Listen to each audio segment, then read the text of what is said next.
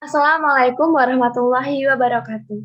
Perkenalkan, nama saya Astrid Dwi Agniesti dengan NIM 19080766051 dari kelas Pendidikan Kimia 5C1. Pada kali ini saya akan melaporkan hasil dari praktikum biokimia yang diampu oleh Ibu Hanifah Setiawati Master Pendidikan.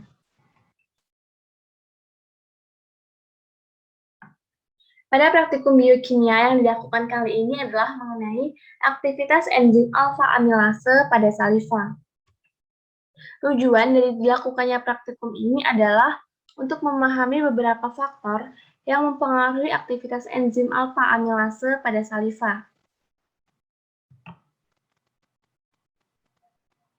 Pada kinetika reaksi, telah diketahui bahwa ada zat yang dapat mempercepat reaksi, yang disebut dengan katalis. Katalis dapat dikelompokkan menjadi biokatalis dan non-biokatalis. Berbeda dengan non-biokatalis, biokatalis bekerja sangat tergantung dari kondisi lingkungannya. Enzim merupakan biokatalis yang sangat aktif. Hanya dengan sedikit saja enzim dapat bekerja. Umumnya, enzim terdapat dalam organ yang hidup, misalnya sebagai larutan koloidal dalam fluida tubuh seperti air ludah, darah, cairan lambung, cairan pankreas, dan lain-lain. Enzim juga terdapat dalam tanaman, misalnya bromelin pada buah nanas, papain pada pepaya, dan urease pada kedelai. Enzim merupakan katalisator protein untuk reaksi-reaksi kimia dalam sistem biologi. Katalisator merupakan zat yang mempercepat reaksi kimia. Selama proses reaksi, meskipun katalisator mengalami perubahan fisik, tetapi apabila reaksi telah selesai, keadaan katalisator akan kembali ke bentuk semula. Enzim disebut katalisator protein karena terutama tersusun atas protein dan senyawa lain. Hampir semua reaksi kimia dalam sel hidup akan berlangsung sangat lama bila reaksi tersebut tidak dikatalisis oleh enzim. Berbeda dengan katalisator non-protein seperti ion H+, OH- atau ion-ion logam, setiap enzim mengkatalisis sejumlah kecil reaksi. Bahkan kebanyakan satu enzim hanya mengkatalisis satu reaksi saja. Jadi, enzim adalah katalisator yang bersifat spesifik. Pada hakikatnya, semua reaksi di dalam biokimia dikatalisis oleh enzim. Hampir setiap senyawa organik di alam dan juga banyak senyawa anorganik, terdapat satu enzim yang mampu mengkatalisis perubahan kimia dan juga mampu bereaksi dengan senyawa anorganik tersebut. Enzim berupa molekul protein yang berperan sebagai biokatalisator dan berfungsi untuk mengkatalisis reaksi metabolisme yang berlangsung pada makhluk hidup. Komponen makromolekul hampir semua enzim berupa protein, kecuali ribozim yang tersusun dari RNA yang berfungsi sebagai katalisator. Enzim dikelompokkan berdasarkan fungsinya menurut Perhimpunan Ahli Biokimia dibagi menjadi 6 kelompok, yaitu oksidoreduktase, hidrolase, liase, transferase, ligase, dan isomerase. Oksidoreduktase berperan untuk menambah dan memutus atom hidrogen pada gugus kimia suatu molekul. Kelompok transferase berperan dalam memindahkan dan juga menambah air. Transferase berguna untuk memindahkan gugus fungsional. Liase berperan untuk menambah air, amonia, dan karbon dioksida. Pada ikatan rangkap, isomerase berperan dalam pembentukan isomer. Dan yang terakhir, kelompok ligase berperan dalam penyatuan dua gugus kimia dengan bantuan dari adenosin trifosfat. Enzim berfungsi meningkatkan laju, sehingga terbentuk kesetimbangan kimia antara produk dan juga reaksi. Pada keadaan kesetimbangan, istilah reaksi dan produk tidaklah pasti dan bergantung pada pandangan kita. Dalam keadaan fisiologi yang normal, suatu enzim tidak mempengaruhi jumlah produk dan reaksi yang sebenarnya dicapai tanpa kehadiran enzim. Jadi, jika keadaan kesetimbangan tidak menguntungkan bagi pembentukan senyawa, enzim tidak dapat mengubahnya. Faktor-faktor yang dapat mempengaruhi fungsi enzim diantaranya adalah menurut Dwi Saputro antara lain yaitu pertama suhu. Oleh karena reaksi kimia itu dapat dipengaruhi suhu, maka reaksi menggunakan katalisis enzim dapat dipengaruhi oleh suhu.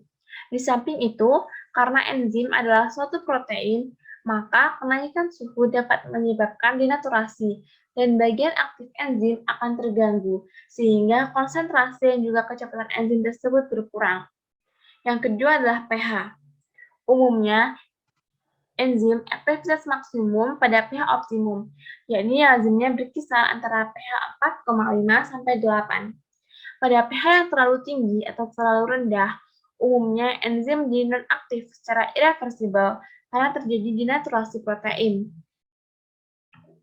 Yang ketiga adalah konsentrasi enzim. Seperti pada katalis lain, kecepatan suatu reaksi yang menggunakan enzim tergantung pada konsentrasi enzim tersebut. Pada suatu konsentrasi substrat tertentu, kecepatan reaksi bertambah dengan bertambahnya konsentrasi enzim. Semakin besar konsentrasi enzim, semakin cepat pula reaksi yang berlangsung. Dengan kata lain, konsentrasi enzim berbanding lurus dengan kecepatan reaksi.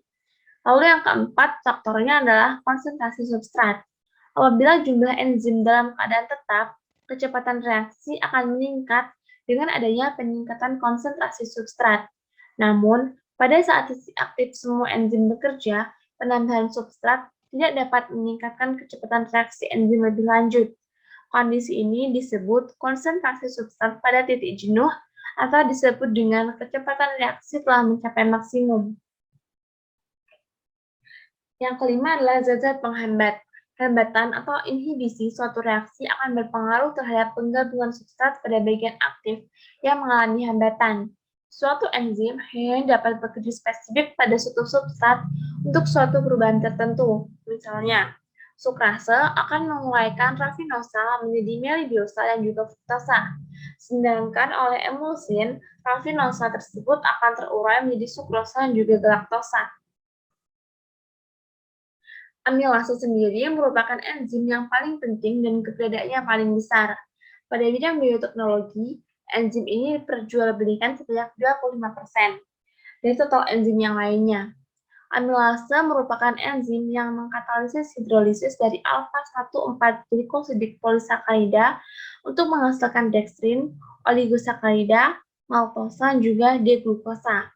Amilase sendiri dapat berasal dari hewan, jamur, dan juga sumber tanaman. Tumbuhan mengandung alfa dan beta amilase.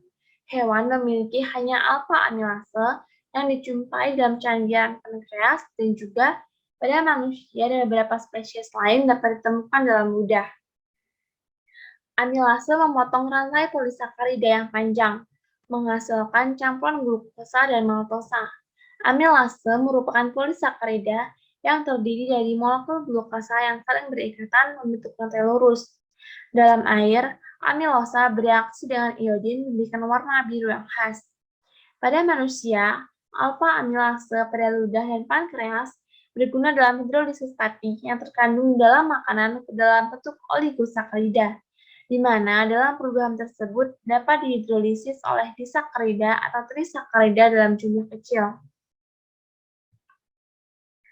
Mekanisme kerja enzim alfa-amilase terdiri dari dua tahap, yaitu tahap pertama, degradasi amilosa menjadi maltosa dan maltotriosa yang terjadi secara acak.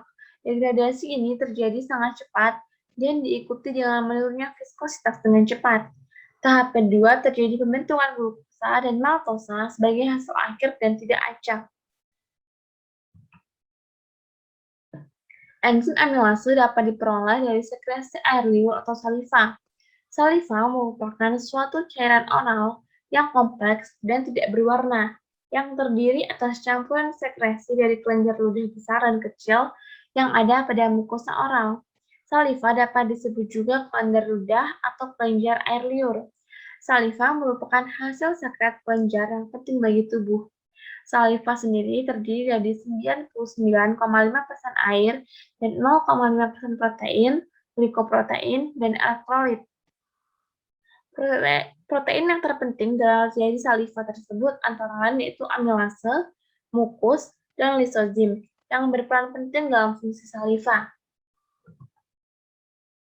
Pembentukan kelenjar ludah dimulai pada awal kehidupan fetus, yakni pada 4-12 minggu awal, sebagai hasil dari invaginasi epitel mulut yang akan berdiferensiasi dalam duktus dan jaringan aksinar.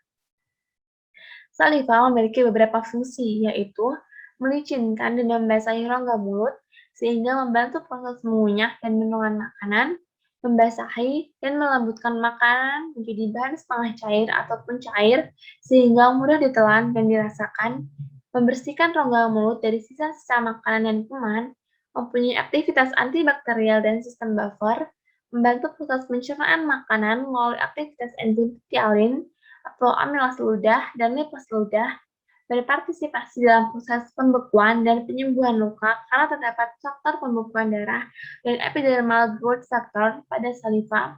Jumlah sekresi air ludah dapat dipakai sebagai ukuran tentang keseimbangan air dalam tubuh dan membantu dalam berbicara, yakni sebagai pelumasan pada pipi dan ludah. Saliva bersifat agak sedikit asam. Saliva memiliki pH antara 5,75 sampai 7,05. Pada umumnya, pH saliva adalah sedikit di bawah 7. Saliva terdiri dari 3 kelenjar utama. Kelenjar utama ini terdiri dari kelenjar palatis, kelenjar submandibular, dan kelenjar sublingual. Selain kelenjar utama, juga terdapat kelenjar tambahan seperti kelenjar palatinal, kelenjar bukal, kelenjar labialis, kelenjar lingualis, serta kelenjar glossopalatinal. Dari setiap kelenjar tersebut memiliki hasil sekat yang berbeda. Hal ini berkaitan dengan viskositas atau kekentalan saliva. Viskositas ini sangat dipengaruhi oleh faktor pengunyahan dan jenis makanan. Selain itu, pH juga dipengaruhi oleh pengunyahan dan jenis makanan. Dalam melakukan praktikum ini, kita membutuhkan beberapa alat dan bahan. Dalam percobaan ini kita membutuhkan beberapa alat dan bahan. Alat yang kita butuhkan antara lain adalah ada 6 buah gelas, kemudian ada baskom, lalu ada sendok teh, kemudian ada alu. Kita juga membutuhkan panci serta kompor. Sedangkan bahan yang kita butuhkan antara lain adalah ada nasi sebagai pengganti dari amilum, kemudian ada betadin sebagai pengganti dari iodin, kemudian ada air, lalu ada saliva, kemudian ada garam yang akan kita buat menjadi larutan garam. Selanjutnya ada jeruk nipis yang akan kita buat menjadi perasan air jeruk nipis. Lalu selanjutnya ada natrium bikarbonat yang akan kita buat menjadi larutan. Selanjutnya kita juga membutuhkan es batu. Selanjutnya merupakan material saksi dataset dari setiap bahan yang kita gunakan dalam percobaan ini.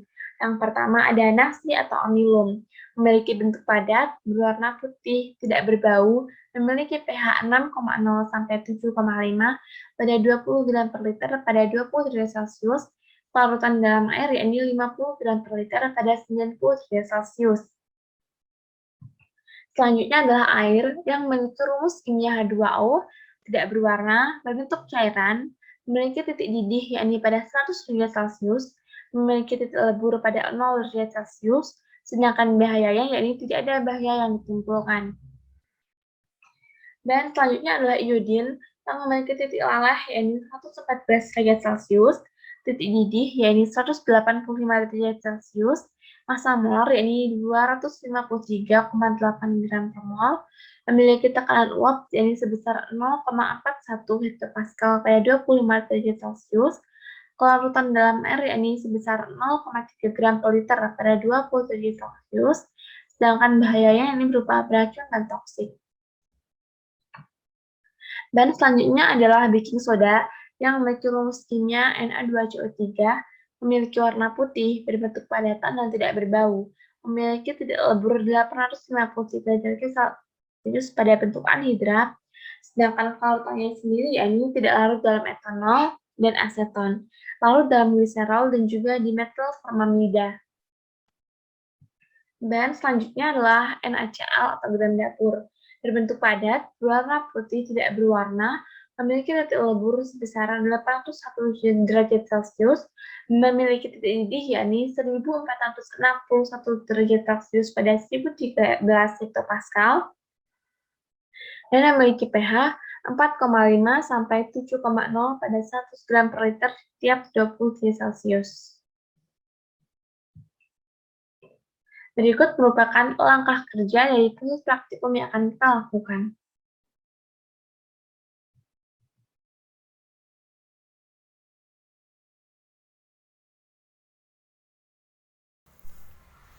Pertama, yakni dihaluskan nasi dengan ditambahkan dengan sedikit air.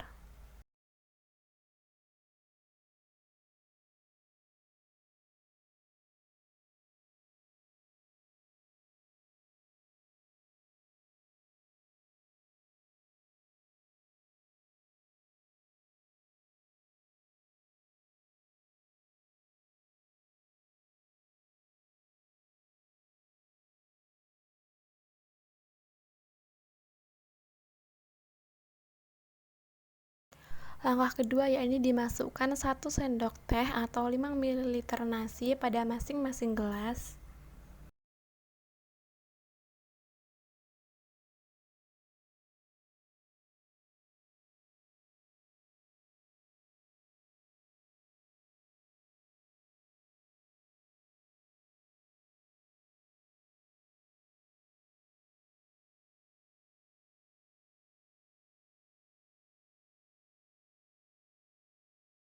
Langkah ketiga yakni ditambahkan saliva 1 ml pada masing-masing gelas.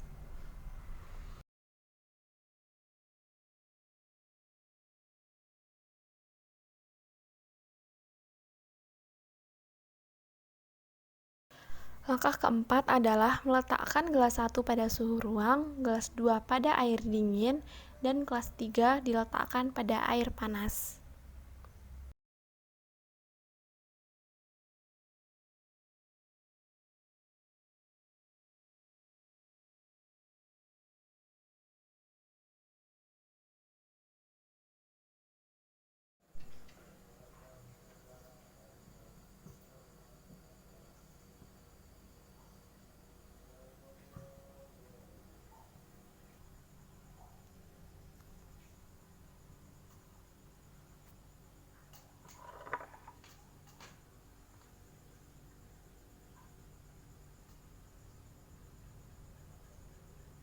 Langkah kelima adalah menambahkan beberapa tetes betadine pada menit kelima.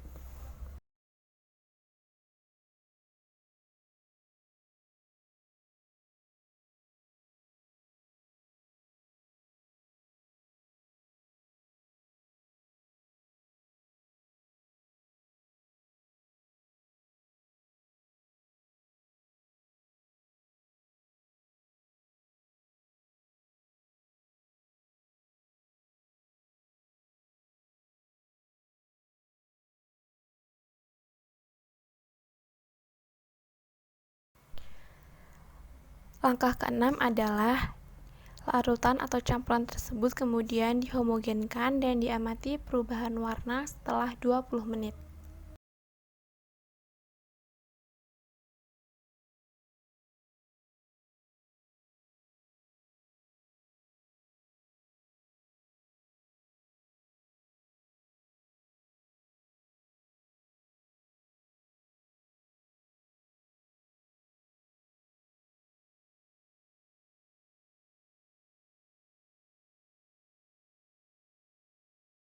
Langkah pertama adalah dimasukkan saliva 1 ml ke dalam masing-masing gelas sebanyak 3 gelas.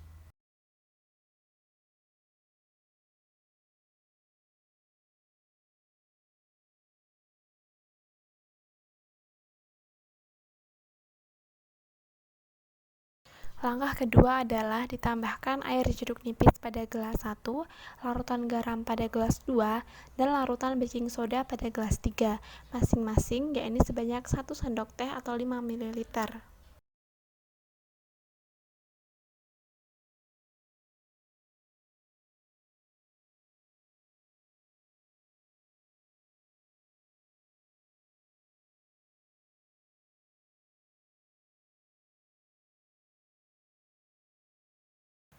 Langkah ketiga adalah dengan menambahkan 5 ml atau 1 sendok teh nasi yang sudah dihaluskan pada masing-masing gelas.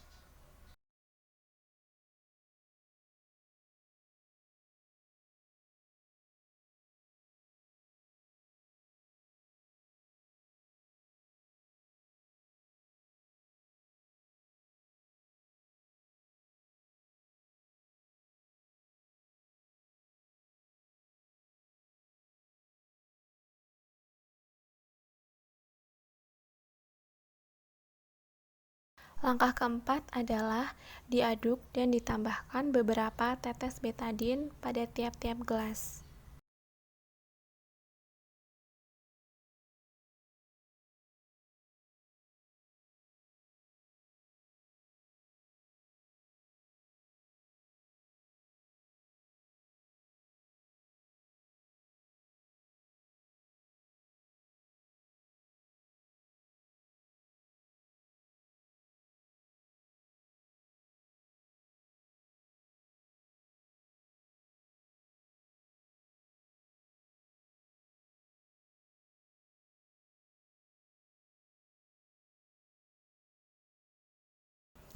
Langkah kelima adalah campuran dihomogenkan dan diamati perubahan warna setelah 20 menit.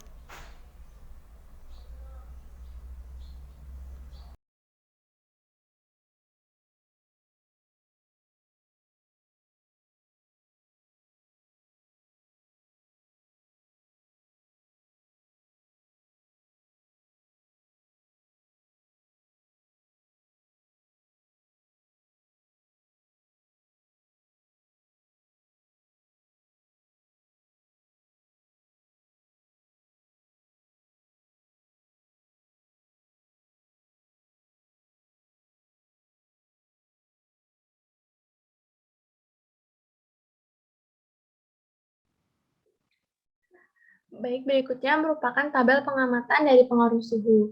Yang pertama yakni pada suhu biasa atau ruang, kemudian pada air dingin, dan kemudian pada air panas. Pertama, apabila tambahkan nasi dengan saliva pada suhu biasa atau ruang berwarna putih, begitu juga pada air dingin dan air panas. Namun ketika tambah betadin pada suhu ruang, yakni campuran yang mulanya berwarna biru kehitaman, kemudian setelah 20 menit campuran berubah warna menjadi pink pudar.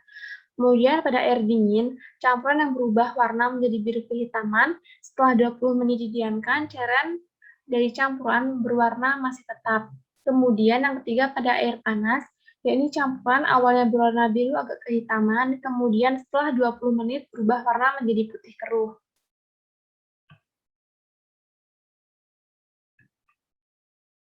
Selanjutnya adalah pengaruh pH, yakni pada larutan jeruk nipis sebagai suasana asam, larutan garam sebagai suasana netral, dan larutan baking soda sebagai suasana basah. Yang pertama yakni larutan jeruk nipis awalnya berwarna kuning keruh, kemudian larutan garam atau netral berwarna putih, dan larutan baking soda berwarna putih. Setelah ditambahkan dengan betadin, yakni pada larutan asam, yakni campuran yang mulanya terdapat bagian berwarna biru kehitaman, kemudian setelah 20 menit campuran berubah warnanya menjadi memudar dan berwarna putih. Pada larutan yang netral, campuran berubah warna menjadi biru kehitaman, setelah 20 menit campuran warnanya memudar menjadi merah kecoklatan. Pada larutan baking soda, yakni campuran awalnya berwarna biru keunguan, setelah 20 menit warnanya memudar dan menjadi berwarna merah muda yang pudar. Selanjutnya merupakan bagian pembahasan. Percobaan ini dilakukan dengan tujuan untuk memahami beberapa faktor yang mempengaruhi aktivitas enzim alfa-amilase pada saliva. Prinsip dari percobaan ini adalah menggunakan faktor suhu dan pH yang berbeda untuk menguji aktivitas enzim alfa-amilase pada berbagai keadaan tersebut. Enzim merupakan biokatalisator yang sangat efektif dalam meningkatkan kecepatan reaksi kimia spesifik, di mana reaksi yang dilakukan tanpa enzim akan berlangsung lambat. Saliva atau air liur itu mengandung enzim amilase, di mana bertugas sebagai biokatalisator sistem pencernaan dalam proses hidrolisis amilum yang akan menghasilkan glukosa atau maltosa. Jadi berbagai percobaan yang telah dilakukan didapatkan larutan berwarna biru kehitaman dan biru keunguan. Hal ini terjadi karena adanya reaksi antara betadin dengan amilum. Larutan iodin, dalam hal ini betadin, apabila bereaksi dengan amilum akan menghasilkan senyawa kompleks berwarna biru tua agak keunguan. Fungsi dari adanya penambahan enzim amilase yaitu untuk mengukur faktor yang dapat mempengaruhi kerja enzim. Percobaan pada praktikum ini dilakukan melalui dua tahap. Tahap pertama itu dilakukan untuk menguji suhu terhadap aktivitas enzim alfa-amilase, dan tahap kedua itu digunakan untuk menguji pH terhadap aktivitas enzim alfa-amilase. Percobaan pertama itu dilakukan untuk mengetahui pengaruh suhu terhadap aktivitas enzim alfa amilase. Pada tahap ini dilakukan langkah awal dengan menumbuk halus nasi yang ditambahkan sedikit air, kemudian nasi digunakan sebagai pengganti dari amilum. Langkah selanjutnya memasukkan 1 sendok teh atau 5 ml nasi yang sudah dihaluskan ke dalam masing-masing gelas, yaitu sebanyak 3 gelas, dan kemudian ditambahkan saliva sebanyak 1 ml. 3 gelas tersebut selanjutnya diberikan perlakuan yang berbeda untuk mengetahui pengaruh suhu terhadap aktivitas enzim alfa amilase. Gelas pertama diletakkan dalam suhu ruang, gelas kedua diletakkan dalam air dingin yang ditaruh dalam wadah dan diberi bongkahan es batu, sedangkan gelas tiga itu dipanaskan secara tidak langsung dengan bantuan panci. Pada menit kelima setelah percobaan, ditambahkan betadine sebagai indikator dari keberadaan amilum yang ditandai dengan munculnya warna biru keunguan atau kehitaman. Campuran dalam 3 gelas tersebut kemudian dihomogenkan dan pada menit ke-20 dilakukan kembali proses pengamatan.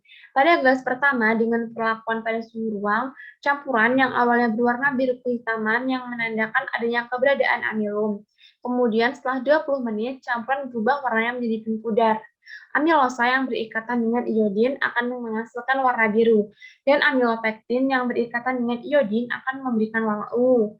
Pada gelas pertama ini, enzim amilase bekerja, terbukti bekerja dengan adanya perubahan warna pada sampel setelah didiamkan selama 20 menit.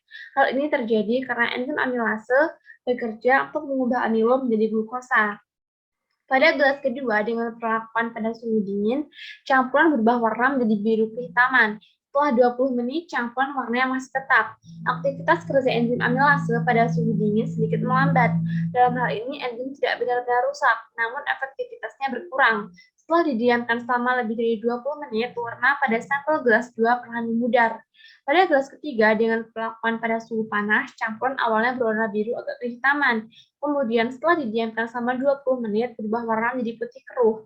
Terlihatnya perubahan warna menjadi putih keruh berlangsung cukup cepat dibandingkan dengan 2 gelas sampel lainnya. Hal ini menandakan bahwa enzim tidak dapat bekerja secara optimal pada suhu panas. Dalam hal ini, enzim mengalami denaturasi. Denaturasi yang terjadi pada enzim menyebabkan struktur kimia enzim mengalami perubahan, sehingga enzim tidak dapat menjalankan fungsinya dengan baik. Sisi aktif enzim juga tidak lagi mengikat substrat, sehingga tidak akan ada reaksi yang terjadi. Berdasarkan pengamatan, didapatkan bahwa percobaan ini sesuai dengan literatur dari Rosalia pada tahun 2011 yang menyatakan bahwa suatu enzim dapat bekerja secara optimal pada suhu yang normal. Umumnya bekerja optimum pada suhu 40 derajat Celcius. Apabila berada pada suhu yang sedikit menurun, maka kinerja dari enzim tersebut akan melambat. Apabila berada pada suhu yang tinggi, maka enzim tersebut akan berisiko mengalami denaturasi, di mana enzim rusak karena tidak dapat menjalankan fungsinya dengan baik. Percobaan kedua dilakukan untuk mengetahui pengaruh pH terhadap aktivitas enzim amilase. Pada tahap ini dimasukkan saliva masing-masing 1 ml ke dalam 3 gelas. 3 gelas tersebut diberi perlakuan berbeda, di mana pada gelas 1 tambahkan perasan jeruk nipis sebagai suasana asam, yakni tambahkan sebanyak 5 ml. Pada gelas 2 ditambahkan 5 ml air garam sebagai suasana netral, dan pada gelas 3 ditambahkan larutan baking soda sebanyak 5 ml sebagai suasana basah. Langkah selanjutnya adalah menambahkan masing-masing gelas tersebut dengan nasi yang sudah dihaluskan sebagai pengganti dari amilum sebanyak 5 ml. Campuran tersebut kemudian diaduk dan ditambahkan betadine sebagai indikator dari keberadaan amilum yang ditandai dengan munculnya warna biru kehitaman. Campuran kemudian dihomogenkan dan diamati perubahan warnanya. Berdasarkan pengamatan, gelas 1 pada suasana asam menunjukkan campuran mulanya terdapat bagian berwarna biru kehitaman. Kemudian setelah 20 menit, campuran berubah warnanya menjadi memudar dan berwarna putih. Pada gelas 2 dalam suasana netral menunjukkan campuran berubah warna menjadi biru kehitaman. Setelah 20 menit, campuran warnanya memudar menjadi merah kecoklatan. Sedangkan pada gelas 3 dalam suasana basah menunjukkan campuran awalnya berwarna biru keunguan. Setelah 20 menit, warnanya memudar dan menjadi berwarna merah yang pudar. Berdasarkan pengamatan, pada gelas 2, yakni suasana netral, memberikan warna merah kecoklatan, yang menandakan bahwa enzim amilase mampu bekerja secara efektif pada suasana netral, sehingga enzim amilase mampu bekerja secara efektif untuk mengubah amilum menjadi glukosa dan dapat menjalankan fungsinya dengan baik apabila berada pada kisaran pH netral, yakni sekitar pH 7. Pada suasana azam, enzim tidak bekerja. Hal ini dikarenakan pH dari air jeruk nipis yang asam, sehingga enzim akan mengalami denaturasi. Hal ini terjadi juga pada kondisi basah. Percobaan ini sesuai dengan dasar teori di mana disebutkan bahwa aktivitas enzim sangat berkaitan erat dengan strukturnya. Struktur yang mengalami perubahan akan menyebabkan aktivitas enzim berubah. Pada pH optimum, konformasi enzim akan berada pada kondisi yang ideal. Hal ini menyebabkan interaksi enzim dan substrat menjadi maksimal. Sedangkan pada suasana yang asam atau basah, konformasi enzim berubah sehingga aktivitasnya terganggu. Perubahan dari adanya tingkat keasaman enzim akan menyebabkan terjadinya penurunan aktivitas. Aktivitas enzim terus meningkat hingga tercapai pH optimum dan menurun setelah pH optimum. Kesimpulan dari percobaan ini adalah berdasarkan percobaan yang telah dilakukan, dapat disimpulkan bahwa aktivitas enzim alfa amilase dapat dipengaruhi oleh suhu dan juga pH. Enzim amilase akan bekerja secara optimal apabila berada dalam suhu yang normal atau suhu ruang. Dan apabila enzim amilase berada pada suhu yang tinggi atau panas, enzim akan mengalami denaturasi. Sedangkan apabila terkait pH, enzim dalam kondisi pH netral dapat bekerja secara optimal, sehingga enzim dapat merubah amilo menjadi glukosa. Berikut merupakan pertanyaan dari LKPD yang ada. Pertama, enzim apakah yang terdapat dalam saliva dan apa fungsinya? Enzim amilase, di mana berfungsi untuk memecah protein dalam makanan. Yang kedua, faktor apakah yang mempengaruhi kinerja atau aktivitas enzim? Yakni antara lain ada pH, suhu, inhibitor, konsentrasi enzim, konsentrasi substrat, dan juga aktivator. Yang ketiga, pada temperatur berapakah hidrolisis amilum dapat berjalan optimal? Dapat terjadi pada suhu normal atau sekitar 37 derajat Celcius. Keempat, jelaskan mengapa enzim sangat sensitif terhadap perubahan temperatur, karena enzim dapat bekerja pada suhu normal. Sedangkan apabila terlalu panas, enzim akan mengalami denaturasi, sehingga tidak dapat menjalankan fungsinya dengan baik. Dan yang terakhir, pada pH berapakah hidrolisis amilum dengan enzim amilase berjalan optimal? Terjadi pada pH netral, ini sekitar pH 6,7 sampai 7,5. Berikut merupakan daftar pustaka yang digunakan dalam menyusun praktikum percobaan ini. Sekian yang dapat saya sampaikan. Saya mohon maaf apabila terdapat kesalahan dalam penyampaian. Saya akhiri. Wabillahi taufiq wal hidayah. Wassalamualaikum warahmatullahi wabarakatuh.